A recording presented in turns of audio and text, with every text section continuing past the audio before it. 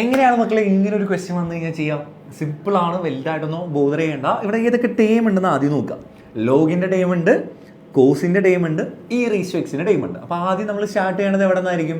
ലോഗിൽ നിന്നായിരിക്കും. സോ വൈയുടെ ഡെറിവേറ്റീവ് എന്താണ്? D Y by D X ആണ്. ഇനി ലോഗ് വന്നു കഴിഞ്ഞാൽ നമ്മൾ എന്താ ചെയ്യുക? ലോഗിൻ്റെ കൂടെ ഉള്ളവരെ 1/, ആക്കി എഴുതുക അല്ലേ? ലോഗ് എക്സിൻ്റെ 1/x ആണ്. അപ്പോൾ ഇവിടെ എന്താ വരിക? 1 divided by cos E raise to X. കഴിഞ്ഞിട്ടില്ല, ഇൻറ്റു ആരെ ചെയ്യണം? D by D X of നമ്മളുടെ കോസ് ഇ റേസ് ടു എക്സിൻ്റെ ടൈം നമ്മൾ ചെയ്യണം. അപ്പോൾ ഇനി താഴത്തേക്ക് വരാലോ.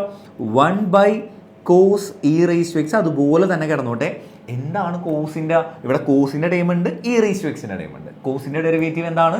മൈനസ് സൈൻ ആണ് അല്ലേ? അപ്പോൾ minus sine E raise to X.